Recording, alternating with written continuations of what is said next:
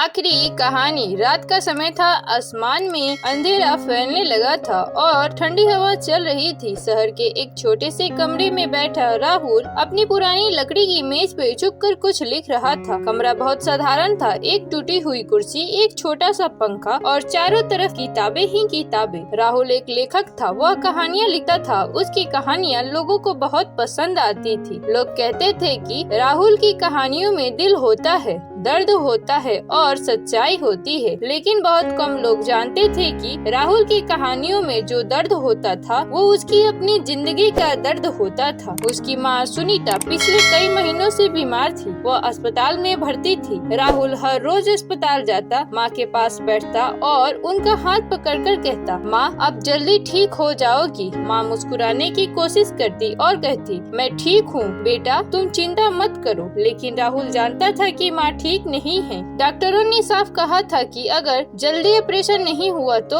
उनकी जान बचाना मुश्किल होगा और ऑपरेशन के लिए चाहिए थे बहुत सारे पैसे, इतने पैसे जितने राहुल ने कभी एक साथ देखे भी नहीं थे। उस दिन राहुल डॉक्टर के कमरे में बैठा था। डॉक्टर ने फाइल बंद करते हुए कहा, देखो राहुल, हमें जल्द से जल्द ऑपरेशन करना होगा वरना हम कुछ नहीं कर पाएंगे। राहुल की आंखों में डर उतर आया। डॉक्टर साहब, कितना खर्चा आएगा? डॉक्टर ने धीरे से कहा, करीब 2 लाख रुपए। राहुल के हाथ कांपने लगे। 2 लाख रुपए? उसके लिए यह एक बहुत बड़ी रकम थी। वह चुपचाप अस्पताल से बाहर निकल आया। रात के अंधेरे में सड़क पर चलते हुए राहुल के मन में सिर्फ एक ही बात घूम रही थी, मुझे पैसे चाहिए, चाहे जैसे भी। अगले ही दिन राहुल ने दिन रात लिखना शुरू कर दिया। वह छोटी छोटी कहानियाँ लिखकर मैगजीन और वेबसाइटों को भेजता। कभी 500 रुपए मिलते, कभी 1000, लेकिन यह रकम बहुत कम थी। माँ का ऑपरेशन कराने के लिए अभी भी बहुत पैसे चाहिए थे। एक रात राहुल अस्पताल में माँ के पास बैठा था। माँ सो रही थी। राहुल उनकी ओर देख रहा था। उसे याद आया जब वो छोटा था तब माँ रात रात भर जागकर उसके लिए कपड़े सिलती थी ताकि राहुल की पढ़ाई का खर्च निकल सके। जब राहुल स्कूल जाता, माँ उसके बैग में टिफिन रखती और प्यार से कहती, बेटा खूब पढ़ना, एक दिन बड़ा आदमी बनना। आज वही माँ अस्पताल के बिस्तर पर कमजोर होकर लेटी थी। राहुल की आंखों से आंसू निकल आए। उसने धीरे से माँ का हाथ पकड़ा और मन ही मन कहा, माँ मैं आपको कुछ नहीं होने दूंगा। उस रात राहुल ने फैसला किया कि वह अपनी जिंदगी की सबसे बड़ी और सबसे खास कहानी लिखेगा। एक ऐसी कहानी जो लोगों के दिल को छू जाए, जो पढ़कर लोग रो पड़े और वह कहानी अच्छे पैसे में बिके। अगले दिन से राहुल ने लिखना शुरू किया। वह हर रोज कई कई घंटे लिखता, कभी रात के 2 बजे, कभी सुबह के 4 बजे तक। उसकी आंखें लाल हो जाती लेकिन वह लिखना नहीं छोड़ता। उस कहानी में एक बेटे की कहानी थी जो अपनी माँ के लिए दुनिया से लड़ जाता है, जो हर मुश्किल को पार करता है और अंत में अपनी माँ को बचा लेता है। राहुल लिखते लिखते खुद रो पड़ता है क्योंकि उसे लगता है कि वह कहानी नहीं अपनी जिंदगी लिख रहा है। दिन गुजरते गए। आखिरकार एक रात राहुल ने वह कहानी पूरी कर ली। वह बहुत खुश था।